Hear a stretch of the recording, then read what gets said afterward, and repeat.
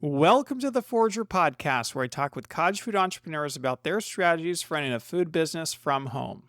I'm David Crable, and today I'm talking with Lauren, aka Lolly Anderson, who is going to be at Cottage Foodie Con this April.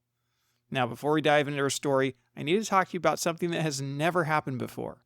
In just 2 months, we are all getting out from behind our kitchen counters and meeting at the first ever in-person National Cottage Food Conference. Now, I know what some of you are thinking.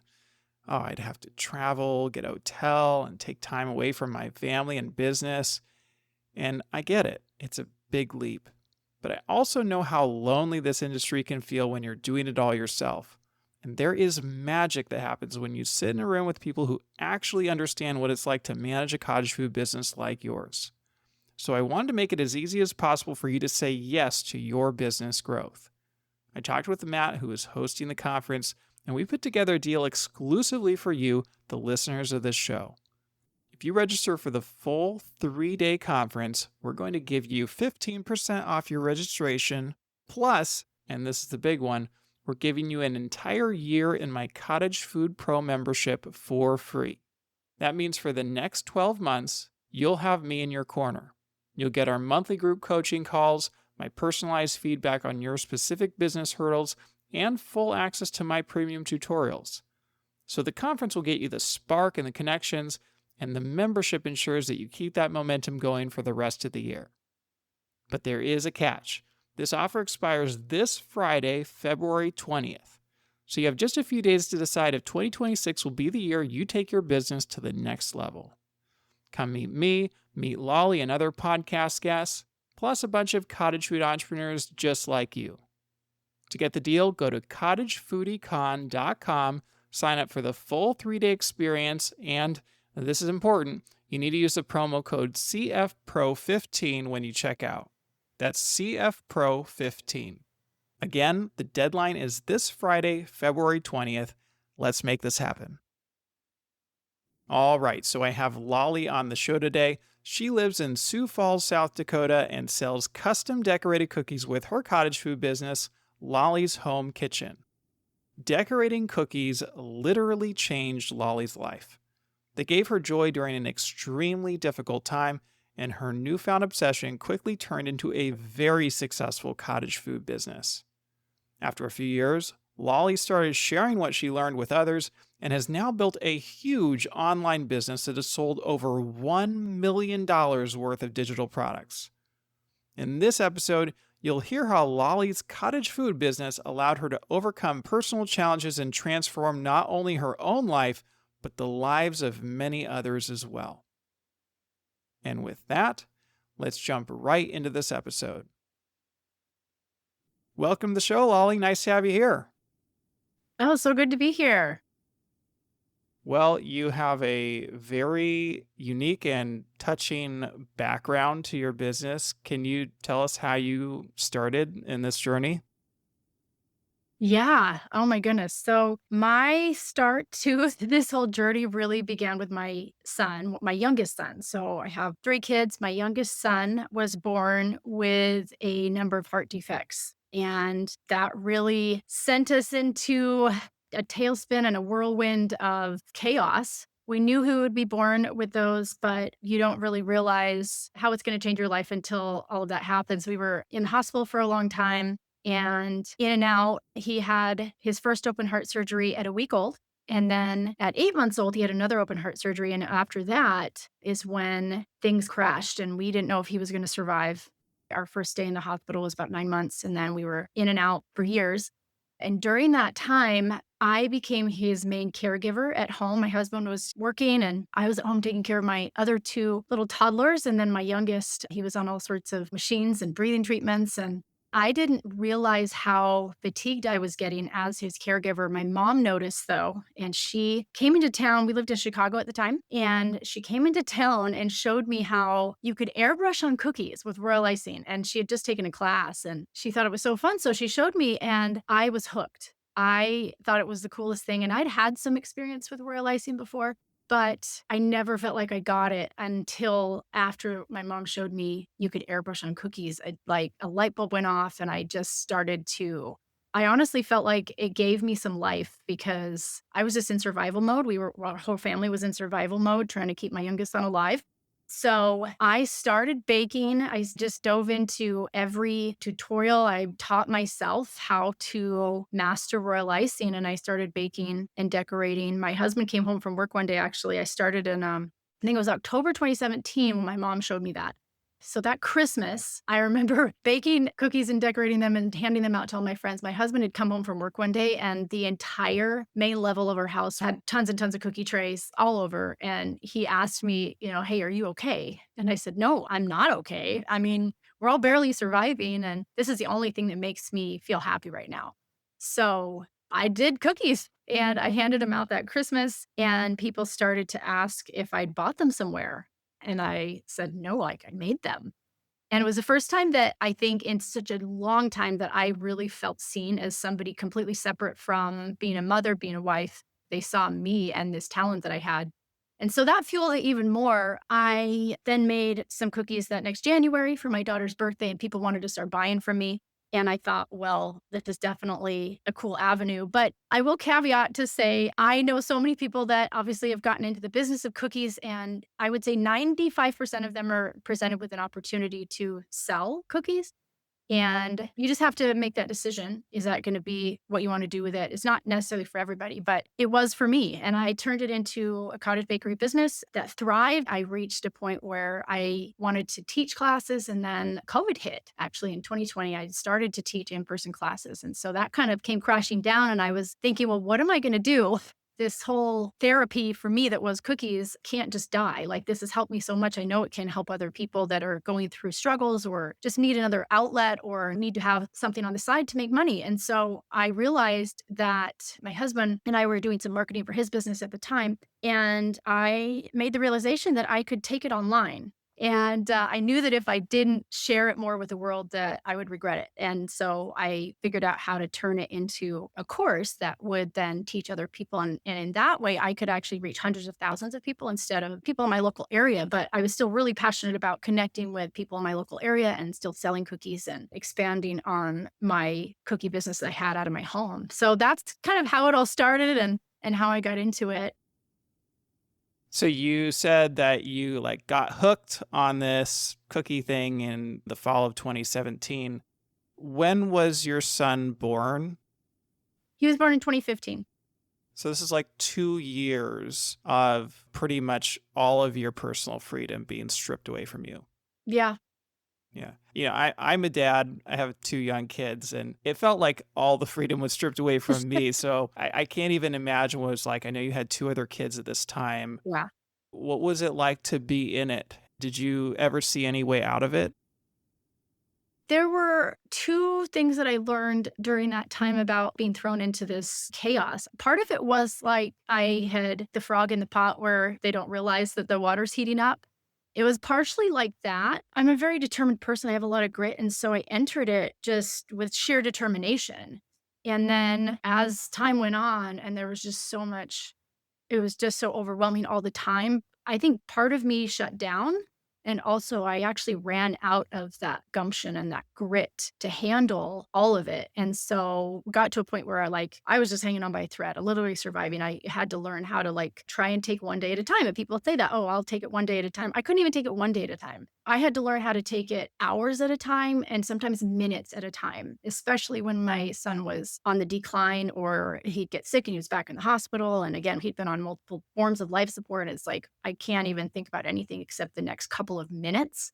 I also had to learn how to accept help from people and rely on friends and family and people from church to help out with my other kids because my husband couldn't stop working. So I didn't even know what I needed to climb out of until I started to feel like I had some life back in me after finding this creative outlet. And then it got to a point where my son was home longer than he would be in the hospital, right? So we kind of made that flip. And then we're like, okay, great. We're home for a few months at a time with maybe one hospital visit. And then it became more. And that's when I started to realize, wow, I've just been surviving. How do I get past this? And it was just slow. It was gradual into the depths of everything we experienced. And then kind of this gradual climb out of it too. Do you feel like going through such a difficult time in your life has influenced your business in any way? Like now that you have so much more freedom in your time, and I'm sure you're still very busy as a mom, but do you feel like going through such an extreme experience has affected how you are as an entrepreneur?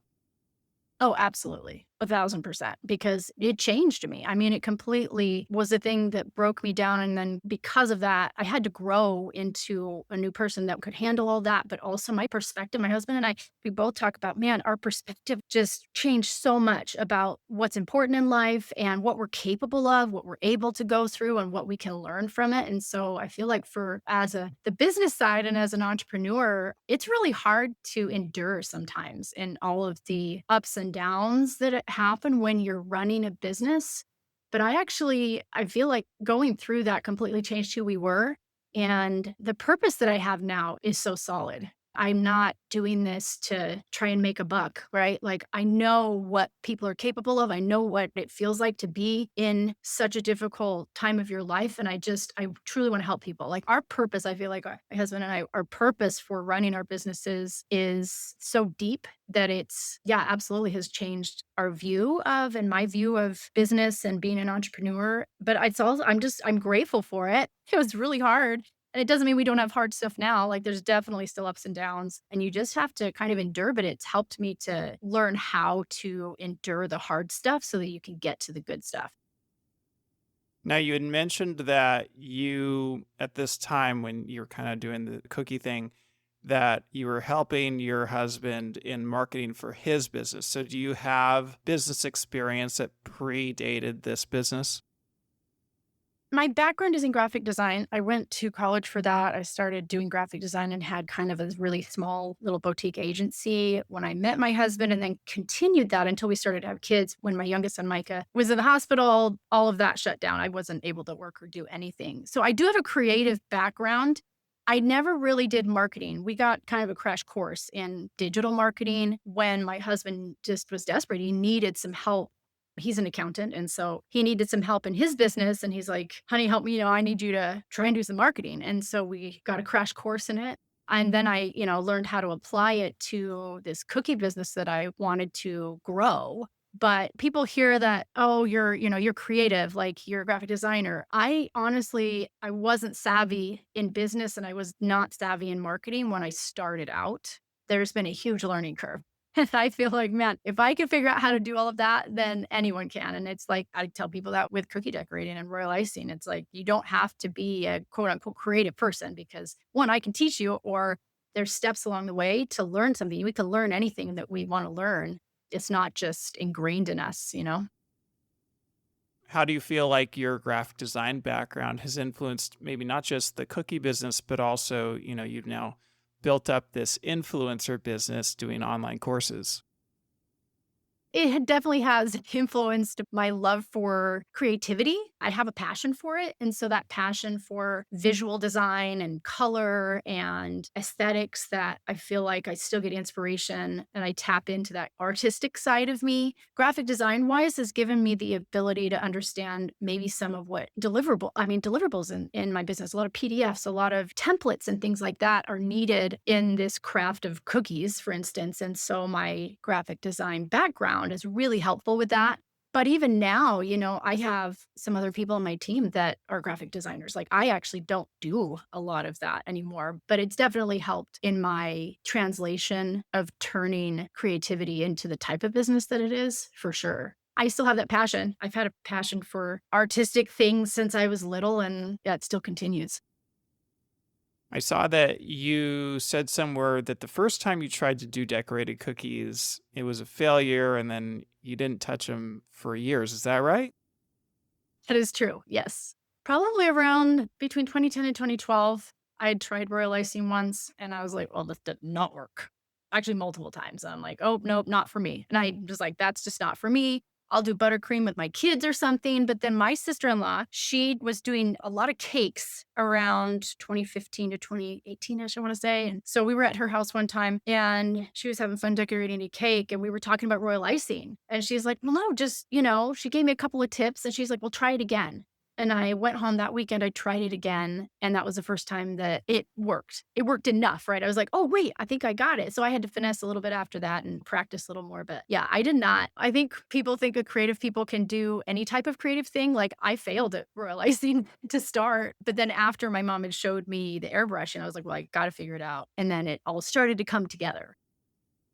So it's 2017, you got hooked on the cookies, and then people started to ask if they could buy them from you because they were so impressed. So, did you just start to sell? Like, how did the first few months of your business venture go? Yeah, I remember people wanted me to sell, so I started figuring out how to do it. So I actually started looking at, okay, what tools do I have? What's it going to take? Do I need to set up business stuff? My husband was helping me with that as well. But I honestly, I had a couple people who wanted to buy. And so I started selling.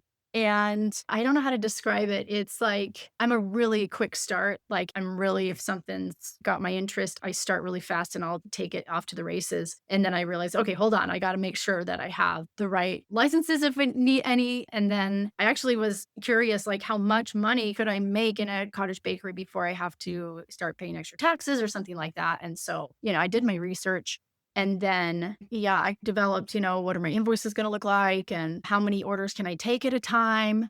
I did start doing pre-sales too. So I think it was that February I started into Valentine's was coming up. So I thought, well, I got to start with a pre-sale. I really like pre-sales because it's a little bit more sure, like you know how many orders you have coming in. So I started with a pre-sale. And then after that is when my custom orders started taking off. Wanted to make sure I had things in line before sharing about my pre-sale, and I didn't even have 1,000 followers at that time, but I was starting to post pictures to socials to share what kind of cookies I was working on. But yeah, that's what I remember. So, do you remember, did you feel like, oh, wow, this is actually a really good business opportunity? Like, was that something that you were thinking about or considering at the time? I was probably half and half. I was just thrilled that I could make money from cookies. And I thought, well, this is a great business opportunity. My CPA accountant husband, though, came to me one day and said, "Hey, you're not actually making money." I was like, "What?" I was angry. I was mad. I was like, "Excuse me? Like, I am working my butt off and I'm having fun and people love my stuff." And he said, "But you're spending more right now than you're actually making." And part of it, he was looking at the actual revenue I was bringing in versus my costs. And then also time, because it was taking time from my family. Obviously, I was still taking care of my kids. Maybe I wasn't making in minutes many meals. The house was probably a mess, more of a mess than normal. But my sanity mattered as well. And so the beginnings of it was a balance of that. I'm like, well, this is keeping me sane. Okay, I'm not quite making what I want to make. And so then that was just the reminder I needed. And I was determined. I was like, well, doggone it. I'm gonna figure this out. I'm gonna make sure that this is actually something that makes money. And I think that's something that I've seen a lot of cottage bakers can get into is like, well, it seems like, well, I'm making a lot, but you really do have to look at your profit and loss and track your costs versus what you're bringing in. So I began that journey. I was not going to let my husband be right. So he was right in that moment. It took me a few months to get into a rhythm where I was regularly checking my costs and then making sure that that's when I started. I love efficiency too. And that was when I started to try to apply efficiency to my business in the sense of, well, maybe I don't need 3 new cutters for this set. Like I have a ton. I can use a lot more of what I have. And then that was also when I was looking at what I was charging people, and I did have to increase my prices to accommodate the costs that were going into it so that I could feel good about what I was charging people, but also love what I was doing. I didn't want to turn it into something that was so businessy that I lost my creativity. And that is a balance that I still have to evaluate every few months of like, okay, like, am I still getting enough of my creative time? And is the business part successful too? Do you remember like what your cookies were priced at back when he told you that? $32 a dozen is where I started, then it went to $38 a dozen, and then it went to 42, 48. And when I left, well, that was still when we were in Chicago. When I left Chicago, we moved to South Dakota. I was at high 50s or low 60s. Yeah, I know even in the Chicago area now, it's anywhere between 65 and like 105 per dozen. So that was appropriate for how beginner I was as well. But yeah, I remember $32 a dozen. And so that's interesting. So you moved from Chicago to South Dakota. When you made that move, did you retain your pricing? I did. And you also moved into a brand new area because I hear this from a lot of people. They think, well, I don't know if I could start a business because I just moved here. So, how did you start selling in a brand new area and keep your business going? Yeah, we did not know anybody here. We actually moved here for numerous reasons, but we didn't have any family here. We didn't have any friends here. We found really great community in the church that we go to. It's all over. And so we usually immediately find friends when we move to an area. But as far as the cookie business goes, it took a little bit to get really moved in. I was also had started to take things online. So that was taking some of my time before I could get back into selling cookies from home. My daughter wanted to start getting into it too, so I was like, "Okay, well, what if we do this together?" After a year of being here, then we did I guess I start with Valentine pre-sales. So she was selling brownies and I was doing cookies, and we ran that, but I checked out all of the cottage food laws for this area, the new area, and made sure that we were in line with all of that. So, in those first few months or whatever, when you said you weren't profitable, do you remember how many cookies you were selling? Like, how many orders were you taking? Were you taking multiple a week? Were you taking one every other week? No, no, no, multiple per week. I was all in, like, all in on it. So, I was taking multiple per week, and then with pre-sales, oh gosh, I was making anywhere from 500 to 1,000 cookies in a week to meet those orders that I was bringing in, and that was, an intense period, right? So, I remember taking 1 to 2 weeks break afterward because there wasn't, seasonal, and so there wasn't another big sale, but I did take a little bit of a break after those super big weeks to regroup, and then I would take custom orders in between the pre-sales. So, did it seem easy to you to get new customers or to get orders? Oh, yeah. New customers were not a problem, and I cannot even remember how it happened. I think just the word got out, and I had no problems with orders coming in. It's just people wanted cookies, and they found out there was somebody I was doing them, and so people were telling their friends. And I have found, especially with all the other cookiers in my community that, my lollies community, is that's typically how it's gone is people start telling their friends and then they tell friends of friends and orders start to come in. There's obviously those that don't, it's like, well, I want to start selling cookies and it's difficult. How do I get my name out there? I'm not getting a ton of orders. So I don't know. It's right off the bat, it's a little bit touch and go because it can be real slow, or it can be like, wow, I've got 20 people that want cookies from me in 1 week. And so it can be a little hard to navigate. And, you started really fast. You started selling custom decorated cookies just a few months after you started learning how to make them. So, how did you feel about your confidence level in your actual skill and being able to sell them? In the beginning, I loved it so much and I was so thrilled, and I knew that they weren't as good as, like, all these other pros that I was seeing, but I felt pretty good about them, and I felt good enough to offer them for sale. Looking back now, I have a folder on my phone of pictures from the very beginning, and I felt like, "Wow, these are pretty good," and I knew that because people were willing to pay for them. But looking back from my skill level now, obviously, they weren't as good as I maybe thought that they were at that time, but beauty is in the eye of the beholder, especially when you're selling cookies, because most people that are buying them, they're not as interested in the skill level as they are, "Oh, the pretty colors," or, they have something nice that looks great for their event or whatever it is. Yeah, we're all our own worst critic, right? Yes. So you had no problem getting customers, you had a lot of orders, but you were not profitable. Do you feel like your business would have gone differently, either better or worse, if you had charged enough from the beginning or you were profitable from the very start? Yeah, probably if I had started up front with a $60, I don't honestly don't know if I would have gotten quite as many customers. I think in those first 3 to 6 months, I had a ton of orders coming in. My rate was probably on the low side, but that was what I had confidence in. It also gave me a huge practice runway. So that first 3 to 6 months was practice in how to handle orders, what to charge, and all of that. I mean, I'm very much of the mindset, like, there's no real failure. I feel like I learned, and that's the whole point of those ups and downs is we learned something.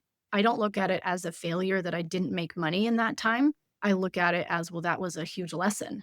And when I realized I wasn't making very much, I learned from that and then turned it around. So, what do you recommend to new entrepreneurs? Do you think they should be concerned about profitability from the beginning, or do you think they should be more concerned about making as many sales as they can? I think that they should have an eye on profitability from the beginning because there's people like me who've gone through it and now you know better. I don't want any new cookier to struggle like I did or to have the beginnings not be profitable because of all of the knowledge that's out there now is a beginner somebody who's just starting to sell cookies doesn't need to struggle and they don't need to learn those lessons because there's people like me that already have. And so, yes, from the very beginning, you do need to understand that if you're running a business, then a business needs to be profitable to continue. But there is some runway. I really appreciate that I got some practice time, you know? So I think it's a mix of both. I would just, it's don't be too hard on yourself in learning the ropes from the very beginning. But you have to understand that from the business side, there's certain things that are going to be important. And then from the creative side, you're going to need practice and you're going to need to, feel confident in what you're charging. What's something that you felt like you did in that first year of running the business that worked particularly well? I would say my communication flow.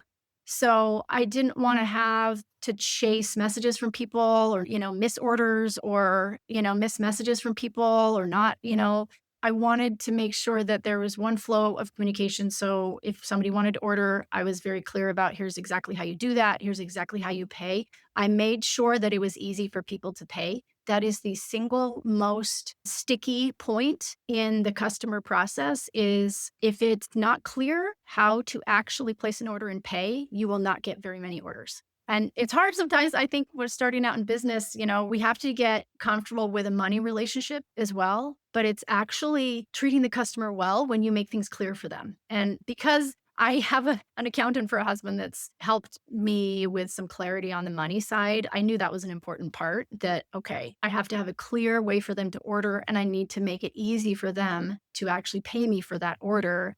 And it ended up being a better customer experience because of that as well. So, what did that look like in your business? For me, there was the initial, if I was sharing on, I think mostly on socials that I had something to buy, then I would send them to an order form. From that order form, those came into my email inbox. And then from there, I would communicate directly with the customer. For custom orders, I always sent an estimate that I could turn into an invoice. And on that estimate, if there were any extras that they were wanting, I would clearly price out things that were included in my regular pricing that maybe would be additional for another cookier. For instance, bows on your packaging or gold details. I typically love to include those things anyway. And so I included that in my pricing, but I made sure to note that on the invoice that that was something of value. It didn't feel like people were being nickel and dimed. And that really helped. So you're spelling it out for the customer, like whereas a lot of people might just say, here's my price for a cookie, and then they just include everything. You were actually like allowing them to know all the things that they were getting kind of for free, quote unquote, I guess. Basically, yes, exactly. Yeah. What's something that you teach new entrepreneurs that you feel like isn't taught enough? It would probably be on the financial side. It's not taught enough the mindset around money and along those lines of being clear about it, not being afraid to let your customers know here's what this is going to cost and here's why. So many people that get into business have a really bad relationship with money themselves, and it shows in their business, and they don't charge enough. They don't charge enough because they're not comfortable with accepting money. So I teach them a lot of mindset around that. Do you feel like you had a challenging relationship with money yourself? Yes. So my whole life, I think I had a challenging relationship with money growing up. It was always a touchy point, which is for a lot of people. I think that's a lot of people's experience. But I wanted to become savvy with finance in a way that I could understand as a creative. I'm not naturally inclined towards numbers and number logistics. So my husband has helped me a lot in that area. But I think as new business owners come in, new cookiers come in, just because you don't know it now doesn't mean it's not a skill that you can't learn. And I'm living proof of that. I'm living proof that you can understand finance and business enough to successfully run your business, run your creative business. So, what do you mean by that? Like, how did you actually change your relationship with money? Was it just from learning from your husband how to look at numbers, or was it actually changing how you think about it? Like, what can somebody who doesn't marry a CPA do to change their relationship with money? I think the biggest thing is conversations and talking about money. It was taboo growing up for me to talk about money or just having open conversations about how much things cost and why we spend what we spend. I'm sure there's so many others as well, like me, who just have an emotional relationship with money. And so, through conversations with my husband, through me looking at my own profit and loss statements, looking at the numbers, not being afraid to look at the numbers in your business, we're talking sales numbers, marketing numbers, and like financial numbers. The more we remove emotion from it, then we can look at those numbers and not feel like bad emotions from it. So it's been through practice in having open conversations about it and then looking at all of the data and numbers regularly. So it has to become consistent where every single week you have a standing appointment. In fact, that's what I ended up doing is I put it on my calendar every single week at 12:30 on Tuesdays. I look at all my numbers, whether it felt painful or not. I made a promise to myself that if I was going to get good at it and that I wanted to be good at the financial side, that I had to stay consistent and be open to looking at the numbers. And then it started to become more comfortable. And now it's regular. And now it's like, oh, I'm not afraid to look at the numbers, whether they're good or they're bad. It was through that practice for me. And so at 12:30 on Tuesdays, what numbers are you actually looking at? Yeah, so I go over my profit and loss statement and I look at what were all my costs that came through, what's the revenue for the last week, and I look at the whole month. So yesterday I went over them and looked at all of January so far. And then I also looked at the last 7 days. And I look at my marketing numbers too. So at that same time, I look at the financial numbers, the profit and loss statement, and then I look at all my marketing numbers. I send out emails. I look at my Instagram and my Facebook numbers. I have a Facebook community. So I look at the engagement that's happening over there, all of those marketing data as well, because those are what influence all of those financial numbers too. And so you're looking at this within a piece of accounting software, Yes. probably QuickBooks, I'd imagine, because your husband's a CPA, right? So he's going to be using QuickBooks. So, Yeah, but any accountant, right? So whether you're looking at them yourself and you're running your own QuickBooks or you have an accountant that's helping you do that. Most likely it's going to be in QuickBooks. That is a pretty big software. Wave Apps is one that my husband and I recommend to new cookiers as well for invoicing and things. But QuickBooks is a good way to go. is there a type of person that you think a cookie business would not be a good fit for? Hmm. I would say anyone who is doing it because other people told them to, or is doing it because all these other people tell me I should sell cookies. And if that's the reason that you're doing it, you should not be in the business of selling cookies. Well, hold on a second, because there's been a number of guests on my podcast that have started successful businesses, and they say part of the reason they started is because people told them they should sell their items.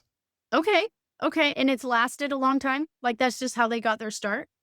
Yeah, and I think I know what you're saying is that you shouldn't be doing it just for someone else, right? Right. But like Right. there was obviously still that interest and that desire within themselves, and maybe other people Yeah. telling them to do it validated that. Yes, if other people are validating that, then it's fine. If other people are the reason, it just won't last long because there's too many trials. There's too many hard parts about it that are going to make you want to quit if you don't have a real reason or your own why. If you don't have your own like motivation for doing it, then it likely won't last as long.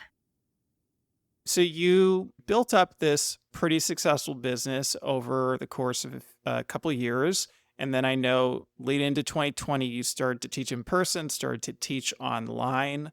Why did you decide to move in the direction of teaching others about what you had learned as opposed to, I mean, you could have started to, increase your online presence of cookies. You could have done e-commerce. You could have done a brick and mortar. You could have expanded the cookie business. So why did you decide to focus on teaching people instead? The reason that I just leaned into teaching people is because I wanted more impact more quickly.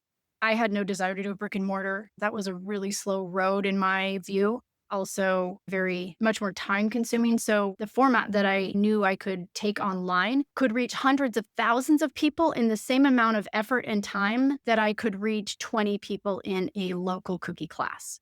And so I had much quicker room for expanding and reaching people than starting a brick and mortar or continuing just to do it locally. And part of my motivation was that it had helped me so much. I'm like, this like has saved me, right? And if this has helped me, I have to get this to more people faster so it can help them too. So at the time, I had less than 1,000 followers on Instagram. And if I had gone the route of organically trying to maybe build my socials or do a brick and mortar, that was still fairly limiting. And I needed customers in order to be able to build a community of people that would then buy from my brick and mortar or buy from my stuff online, right? I could have opened a shop online, but I didn't have enough eyeballs yet. I didn't have enough traffic. I didn't have enough customers to sell the things if I put them online. So, reaching people with a course online, I reached hundreds and hundreds of thousands. It built my customer base and filled my community so then I could have even more reach from there. So, I very much look at my eyeballs and traffic, right? If I don't have enough people even looking at my website today, it doesn't bring in the sales that I'm hoping to shoot for it. I'm not able to reach more new people. And so that was the reason that I didn't just open a brick and mortar or try and build a different way. I did use ads in the very beginning to jumpstart my reach online. So that's actually relatively unique because I feel like a lot of people don't do the social media ads when they are starting a venture. Now, I would actually say, like, I don't think that social media ads are a great fit for an actual, like, cottage food business. But in terms of trying to sell to hundreds of thousands of people, right, nationwide, they can work sometimes. How did that go for you? Did you feel like the ads were effective? Yeah, that was the thing that jump started everything. So when I launched Cookie Camp, so the online, how to bake and decorate, ads were the thing that propelled that initial product. Okay. So it was a digital product. It had the capability to reach people all over the world. I did use ads to jumpstart that. And something that I do see with, yes, people are baking cookies in their local area. It doesn't mean that they can't have some other digital item that they could use ads or boosting for to reach more people outside their local area or closer to their local area, right? The point of having digital products and things sometimes is to draw in more people so that they will either buy cookies from you or maybe some another product that you have. So I really love digital products for that reason. And I think that every cookier should have some sort of other digital product that can meet customers' needs besides just their physical cookies. So, which platform or platforms did you put the ads on, and how much did you spend? Facebook. So we started with Facebook ads. We did a $1,000 test over 3 days at the very, very beginning. And then by the results of those ads during that 3 days told us how much more we should or shouldn't spend. Now, over the course of the last few years, we've spent over $1 million in ads, but we started with $1,000 over 3 days. $1 million in ads? That's crazy. So, what was your return on ad spend? That's a term for those who don't know. That means like how much did you get back? You spent X number of dollars on ads and you're getting back Y in terms of sales. So, what was your return on ad spend with that initial $1,000? And then how has that changed over time? Definitely changes over time. So in 2020, we were getting anywhere from 2 to 10 times return on our ad spend. It was awesome. It was wonderful. We were just running ads like crazy. And was it end of 2021 or beginning of 2022? Our ad account got shut down. And it was never the same after that. But also, we never got a 10x again. We were getting like a 1.5 to 2 return. And then eventually, the last few years, like I've run ads in the last 18 months, maybe 18 months to 2 years, I've run ads for specific events that we're running, but not ongoing like we had before because it's much more expensive now to run ads. I would say everything now compared to 2020, 2021, it costs me 3 to 5 times more to run it in my business. So it's much more expensive to run ads and things now. It doesn't mean that it's not good to run them. It just depends on what you're trying to accomplish with them. Boosted ads were doing well for a little while. I'm not sure how well they're doing right now because boosted ads were good for local areas for a while. So yeah, it's not like it used to be. I'm hoping maybe it'll turn around again, but no. Well, that's something I wanted to address as well. Is that when you initially started to try to sell with ads, we're talking in 2020, right? Or maybe 2021. And that's like the time when there was a booming interest in decorating cookies. You had tons of people stuck at home interested in this. So that alone might be part of the reason why it was much less expensive and you got a higher return on ad spend. Just because there were so many more eyeballs, there's so much more interest, and we've kind of had to reset a bit since people have gone back to work and there's just not as many people out there that are trying to learn this stuff, right? Does that sound accurate to you? Yes, yes. Yeah. But also 2 to 10 times a return on ad spend, like especially up in that. I mean, even 2 times, right? Like if you're getting 2 times your money back, you just keep on going forever, right? I mean, there's, Exactly. You have an unlimited ad budget if you're getting a 2x. yeah, that's not typical anyway. So what would you recommend for someone today? Like when would they know, okay, this would be a good potential time to use ads? So, what I would recommend now, and in fact, it's something that we're doing, is there is a little bit of a learning curve when it comes to running ads on Meta, Facebook, for instance. It's worth the learning curve because what we're actually doing is I've used agencies before to run ads and it's never as, I would say, profitable. We are doing some in house. So, we're going to run some just ourselves. What I would recommend now for a cottage baker is if you are gearing up for a pre-sale or if you have some special designs that you're going to be able to do custom orders for a specific season, that is a great time to boost some of your social posts and or create some ads that you can run during that time period. I would do a limited time. It also is good right now to have some, I would describe it as like a low burn. So if you have some ads that you can, even like a $5 to $10 a day or a week is something small that's running to keep your ad account active in between the times when you're boosting for like a seasonal sale. Meta likes that and Meta likes you to stay active. So if you're able to just keep a low burn and then boost it during your seasonal times. And just to clarify, when you say there's a learning curve, you mean you're losing money, right? You can expect to lose money probably when you're starting out learning what would work best for ads. Well, yeah. So learning curve as in you might lose a little bit in the beginning, but also just in the skills and learning how the ad platform works and what is the best way to run them so that it's in line with what the algorithm is doing. And there's multiple short, really impactful courses that you can take to learn ads. So that's what my husband and I did in the beginning. We ran our own ads in the very beginning and we took a short course and learned just the basics of how to put ads up on the platform and how to turn on your ad spend and all of that. If you've spent over $1 million on ads, then I would presume you've sold over $1 million worth of digital products. And that's revenue. I know it's revenue, not necessarily net profit, but still, this is a significantly large business we're talking about here. So, aside from running the ads to help get eyeballs, what do you feel like you did that worked well for getting your digital products out there? Yeah, so I was not afraid to share on socials and kind of be out there. I started to draw people into my Facebook group and I was going live in there all the time. I was just being engaging. And it was a little bit of something different for me because I'm a little bit of an introvert. I have a little bit of extrovert in me that I have to nurture because sometimes I just want to go in my cave and be creative. But when my son was in the hospital was when I started to, I call it publishing. So people wanted to know how he was doing, and I had Snapchat at the time and Facebook, and I was sharing updates. And so that was my first really introduction to sharing my face on camera and like just updating people as to what was going on. It wasn't natural for me to start, showing my face on camera. I was much more comfortable taking pictures of my cookies and putting them on my Instagram, and that was wonderful. But we're in the video era now, so static photos don't cut it. And so you do need some video.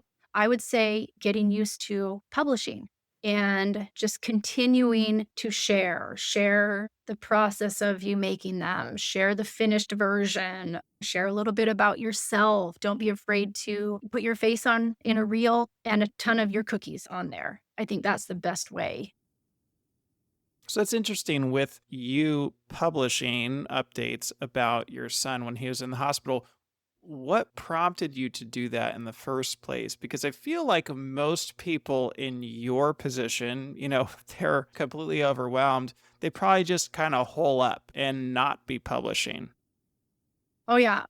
It was twofold. So, one was people were asking. We had a lot of people asking. I'm like, I don't want to be messaging 25 different people back on my DMs. So, how can I just let everybody know what's going on? So, one was that I wanted to just, here's one update. Everybody can see it. But also, I learned through my other two kids, I experienced postpartum blues after they were born. And I learned that connection defeats that introverted kind of isolation that can lead to depression. And so it was a survival thing for me. I knew that if I did not connect and reach outward, that I would be too isolated and I would be of no use to my son who was trying to survive in the hospital. I had to reach out. I had to publish. I had to connect with people. And I think I want to liken it to if you're running a business, like it is so important to continue to connect and reach outward. And that is done by your socials and just sharing, like, here's what I'm working on today and here's what I'm making for dinner. People can build that human connection with you, especially in this age of AI. Just finding a way to publish something every single day is going to get you in the habit of being seen online and being heard and drawing attention to the craft and what you're trying to sell. When you started teaching online in 2020, certainly by this point, you were well aware of the many semi famous influencers that teach cookie decorating out there. Cookie Con is a big thing and all that stuff. So, did you have any kind of imposter syndrome or feel like, who am I to be teaching this stuff online? Oh, absolutely. And that still comes and goes. In the beginning, when I started really teaching, I was so focused because I had turned off all of the other. I was like, I only had a certain amount of time between taking care of my kids and getting this thing out there that I holed up in my house and just knew that I had to produce and I had to stay ultra focused. But then I had to step out of that, right? And it's like, how do I see all the other things that are going on and what everybody else is doing? How am I still relevant? I think it is just something you're normal to expect as you're on the journey of running a business like this is there's this whole imposter syndrome. Yeah. I mean, when we compare ourselves to other people, we're going to feel that. I think it's important to remember one, just gratitude. Gratitude has helped me so much because it makes me step outside of myself, gets me out of my head. And the other thing is, I want to compare myself to myself. I want to compare myself to what I did and who I was yesterday or the month before or the year before. And when we can contrast just ourselves to who we were versus ourselves compared to somebody else, we can get out of that imposter syndrome real quick. And also, at the same time that you were starting to teach people online, is right in the pandemic when thousands of other people decided, you know what? Like, I'd like to make money online, selling my knowledge about how to decorate cookies. So, what made you especially successful at this? Was it just the ads or was it more than that? I think it was a little bit like I hit things at the right time, but I was all in. I was like, basically, go big or go home. I had to put everything I had into it. I had to show up big or I wasn't going to show up at all.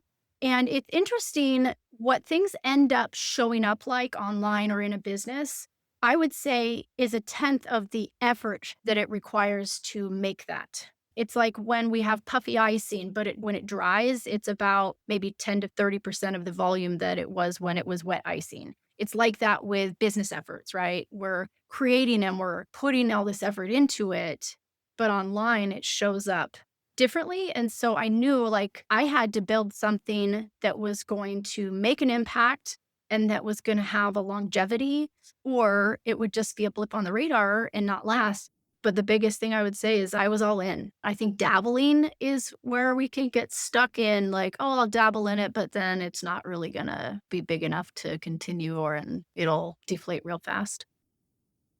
One of the things I noticed looking at all your stuff and over the past few years is that you are kind of an expert now in marketing. You said you didn't have a background in it, but like even just the way you talk, you're on a news spot, just the way you talk and your website and everything is you understand like sales psychology, you understand how to position things to get people to commit and then therefore that change their life, right? So where does that all come from? Our crash course in digital marketing came through Russell Brunson and the ClickFunnels world. So Russell Brunson is a entrepreneur who teaches people marketing strategy, marketing psychology. His ultimate gift is in marketing. He started a company called ClickFunnels, which helps you build sales funnels. And now you can find lots of other platforms where you can build a sales funnel. It's different than a regular website.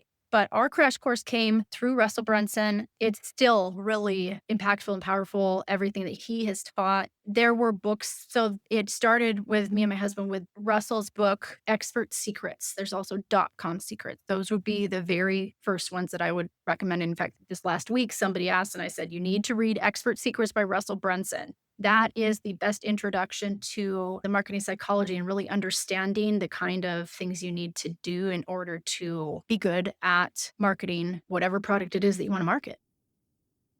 Yeah, and just for those who don't know, I mean, Russell Brunson is maybe not a household name, but he is an enormous name in the online marketing world, So he's like one of the very, very biggest people that teaches this stuff. And you obviously tell people to get a coach, such as yourself, right, to help them build their business. Did you have a coach to help build this business? Yeah, we've had multiple coaches. Russell, we actually joined his inner circle for a while. So Russell himself has been a mentor to us on the marketing side. We've had various business coaches and life coaches. So usually with coaching, there's either meetups or masterminds, a lot of people call them, where you're meeting other people that are being coached by that person too, or you're meeting other people in that niche or that marketing. We've met a lot of people in the marketing space that we then built relationships with and learned other things about marketing and about business, about growth. Trying to grow a business as well has its ups and downs. So finding a coach in different areas that you want to get better at has helped us.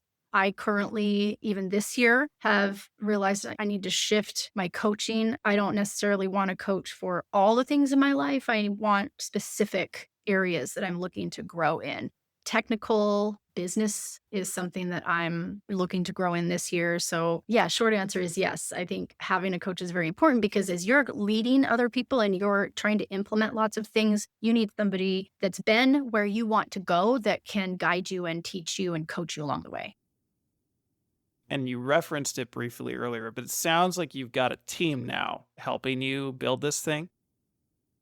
Yes, yeah. So it started, everything from the beginning was just me. My very first hire was a customer service help. You may hear them called VAs, virtual assistant. So my first hire was a virtual assistant that helped me handle my customer service inbox. And I was so grateful when I had some help to start just making sure people had answers to their questions and could access all of their, materials and things. And then from there, yeah, I now have we're small but mighty still. I've had larger teams actually.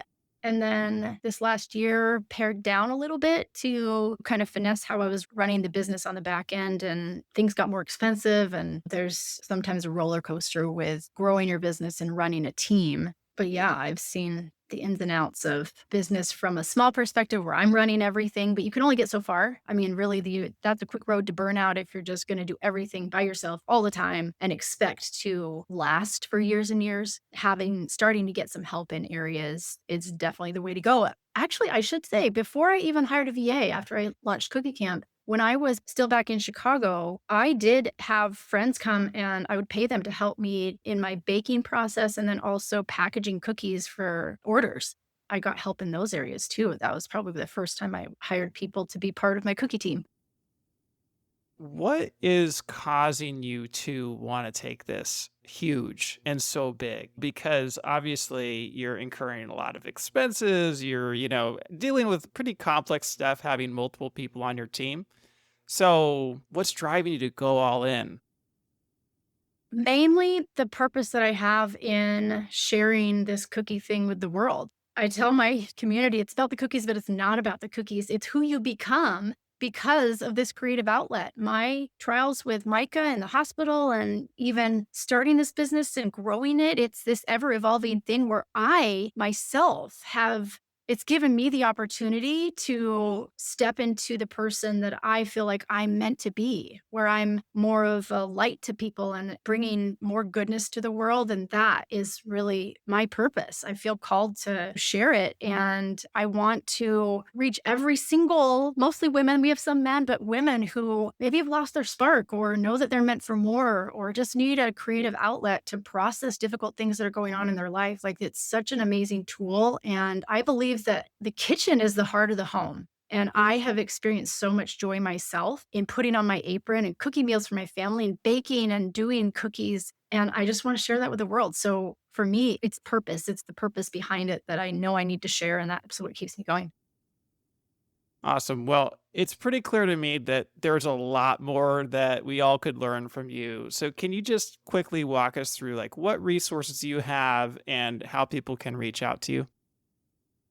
Yeah, I would say mainly we have resources to learn how to decorate cookies, learn new techniques. I've got tons of recipes. I also teach on the business side of running a cottage bakery and turning it into something that you enjoy and that's also profitable. All that can be found on my website at lollysHomeKitchen.com. Awesome. Well, thank you so much for coming on the show and sharing with us today. Yeah, thank you so much for having me. That wraps up another episode of the Forger podcast. For more information about this episode, go to forger.com/podcast/161. And if you feel like you've gotten a lot of value from this podcast, I have a favor to ask you. Could you take a quick moment right now and leave me either a review on Apple Podcasts or a rating on Spotify? It's truly the best way to support this show and will help others like you find this podcast. And finally, if you're thinking about selling your own homemade food, check out my free mini course where I walk you through the steps you need to take to get a cottage food business off the ground. To get the course, go to cottagefoodcourse.com. Thanks for listening, and I'll see you in the next episode.